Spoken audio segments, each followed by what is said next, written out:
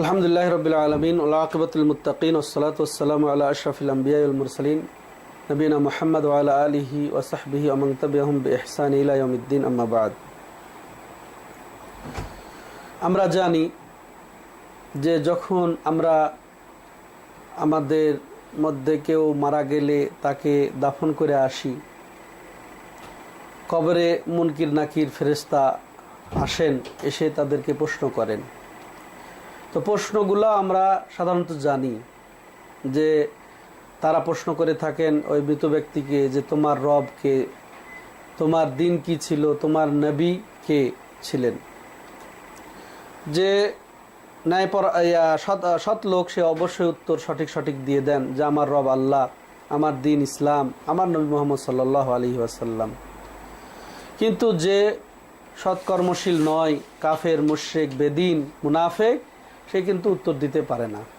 অর্থাৎ এই তিনটি প্রশ্ন করেই কিন্তু ফেরেশতারা তাকে পরীক্ষা করে ফেলেন যে সে কি, কোন প্রকৃতির লোক। যখন সে সঠিক উত্তর দেয় তার জন্য জান্নাতের বিছানা বিছিয়ে দেওয়া হয়, অনন্ত সুখ সে ভোগ করতে থাকবে। এরপরে যে কাফের, মুশরিক, বেদিন, যখন তার উত্তর সে দিতে পারে না, তার জন্য জাহান্নামের বিছানা, জাহান্নামের কানেকশন দিয়ে দেওয়া হয়। তো যাই হোক, এই তিনটি গুরুত্বপূর্ণ প্রশ্ন, তাই না? এই যার কারণেই ওলামায়ে কেরাম এখান থেকেই উপলব্ধি করেছেন তিনটি এটা মূল নীতি। তা আমাদের ধর্মের মূল নীতি তিনটি। তো কি? আল্লাহ, মোহাম্মদ এবং ইসলাম, তিনটি শব্দ, তিনটি বিষয় যেহেতু প্রশ্ন হবে, তিনটি মূলনীতি। আর এই তিন বিষয়ে সম্বলিত একটা দোয়া আমরা সাধারণত করে থাকি। যেমন রাসূলুল্লাহ সাল্লাল্লাহু আলাইহি ওয়াসাল্লাম বলেছেন, জাবির রাদিয়াল্লাহু তাআলা আনহু থেকে বর্ণিত, মান রাদিয়া বিল্লাহি রাব্বা ওয়া বিল ইসলামি দীনা ওয়া বি মুহাম্মাদিন নাবিয়্যা ওয়া রাসূলা ওয়াজাবাত লাহুল জান্নাহ। যে ব্যক্তি আল্লাহকে রব হিসেবে পেয়ে খুশি, যে ব্যক্তি ইসলামকে দিন হিসেবে পেয়ে খুশি, যে ব্যক্তি মুহাম্মদ সাল্লাল্লাহু আলাইহি ওয়াসাল্লামকে নবী হিসেবে পেয়ে, রাসূল হিসেবে পেয়ে খুশি, তার জন্য জান্নাত ওয়াজিব। তাহলে কত গুরুত্বপূর্ণ বিষয়।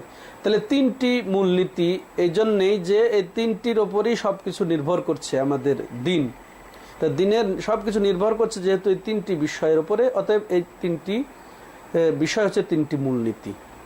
তো প্রথম মূলনীতি তাহলে কি হলো? যে আমাদেরকে আমাদের রব আল্লাহ সম্পর্কে জানতে হবে।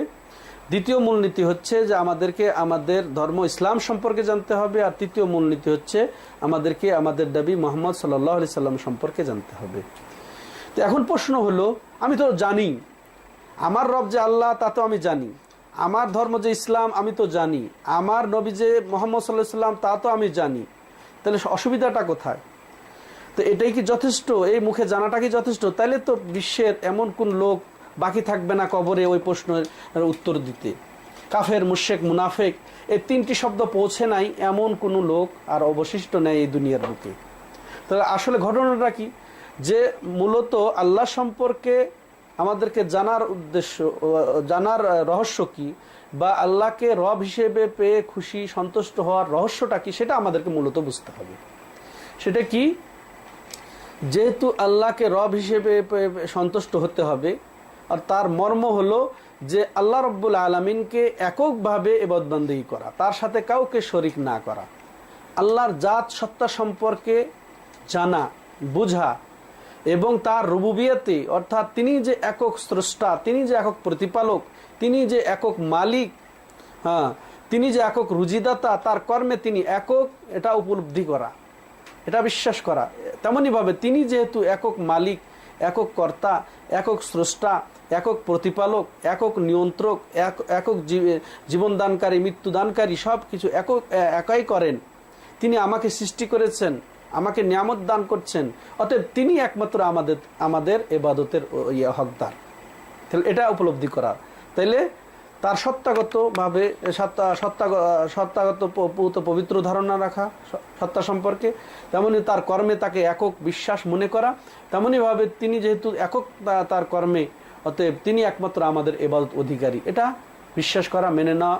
তেমনিভাবে তার নাম এবং গুণাবলী যেগুলো রয়েছে কোরআনে এবং হাদিসে, সেগুলাকে বিশ্বাস করে না ওইভাবেই, অব্যাখ্যা ছাড়াই, রদবদল করা ছাড়াই, তুলনা পোষণ করা ছাড়াই, অস্বীকার করা ছাড়াই। তাহলে এগুলো হচ্ছে আল্লাহ সম্পর্কে জেনে এগুলার হক আদায় করার নাম আল্লাহকে রব হিসেবে পেয়ে খুশি হওয়ার মর্ম।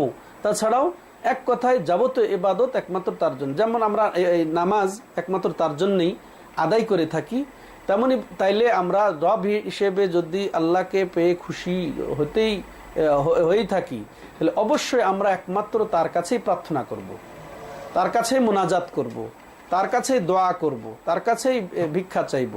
আমরা কিছু কিছু জিনিস আল্লাহর কাছে চাইবো নামাজের পরে মোনাজাত করে, আবার দরগায় গিয়ে আবার সন্তান চাইবো অন্য সত্তার কাছে, গায়রুল্লাহর কাছে, কোনো ওলির নাম দিয়ে, তাইলে কিন্তু আল্লাহকে রব হিসেবে পেয়ে সন্তুষ্ট হওয়া হলো না। তেমনিভাবে অন্যের কাছে আমরা আশা পোষণ করব আল্লাহর কাছে আশা না করে। তেমনিভাবে আল্লাহকে যেভাবে ভয় করা উচিত তার যেটা হক, সেইভাবে আমরা অন্য কোনো গায়রুল্লাহকে আমরা ভয় করব, কোনো ওলিকে ভয় করব, তাহলে কিন্তু আল্লাহকে রব হিসেবে পেয়ে সন্তুষ্ট হওয়া হলো না। তেমনিভাবে আশা আকাঙ্ক্ষা ভরসা, আমরা আল্লাহর উপরে ভরসা করব, এই ভরসা যদি কিছু কিছু বিষয় করে আবার কিছু কিছু বিষয় আবার রেখে দেই অন্য সত্তার উপরে, তাহলে কিন্তু আল্লাহকে রব হিসেবে পেয়ে সন্তুষ্ট হওয়া হলো না। তাহলে রব হিসেবে পেয়ে সন্তুষ্ট হওয়ার অর্থ হচ্ছে যে নামাজ, জাকাত, রোজা, হজ যেমন আল্লাহর জন্য, তেমনি দোয়া, প্রার্থনা, নজর, নিয়াজ, মানসিক জবাই, আশা, ভরসা, আকাঙ্ক্ষা, ভয়, ভীতি সব কিছু আল্লাহর জন্যই করাটাই হচ্ছে আল্লাহকে রব হিসেবে রাজি খুশি হওয়ার অর্থ। তেমনিভাবে দিন হিসেবে ইসলামের উপর রাজি খুশি হওয়ার অর্থ হচ্ছে যে আমরা ইসলামী বিধিবিধান অনুযায়ী চলবো, আকীদাগত, আমলগত, আখলাকগত যে ইসলামী শরীয়তে যে বিধিবিধান আছে, এই বিধিবিধানের ওপর অটল থাকবো, অবিচল থাকবো, এ পেয়ে সন্তুষ্ট থাকবো। অন্য কোনো বিধিবিধান, অন্য কোনো আদর্শ আমার দিকে আমরা ধাবিত হব না। আমার ব্যক্তি জীবনে হোক, পারিবারিক জীবনে হোক, সামাজিক জীবনে হোক, অর্থনৈতিক জীবনে হোক, যে কোনো জীবনে হোক, সব জীবনের সমাধান হবে, আদর্শ হবে আমাদের এই ইসলামী শরীয়ত অর্থাৎ ইসলাম। তাহলে আমি ইসলামকে দিন হিসেবে পেয়ে সন্তুষ্ট হলাম। কিছু ইবাদত বান্দি করবো ইসলামী তরিকায়, আবার আমার পারিবারিক জীবন গড়বো পশ্চিমা তরিকায়, কথার কথা, বা আন্তর্জাতিক জীবন বা রাষ্ট্রীয় জীবন অন্য আইন অনুযায়ী চলবে, অন্য ব্যবস্থা অনুযায়ী চলবে। এটা কিন্তু ইসলামকে দিন হিসেবে খুশি হওয়ার অর্থ হলো না, বরং এটা এরকমই হলো যেটা আল্লাহ রাব্বুল আলামিন নিষেধ করে দিয়েছেন, ওমা ইয়াবতাগি গায়রাল ইসলামে দীনা ফালা ইউকবালা মিনহু ওয়া হুয়া ফিল আখিরাতি মিনাল খাসিরিন। যে ইসলাম ছাড়া অন্য কিছু গ্রহণ করলো, মানলো, তালাশ করলো, তার কোনো কিছুই গ্রহণযোগ্য হবে না, সে পরকালে ক্ষতিগ্রস্তই হবে।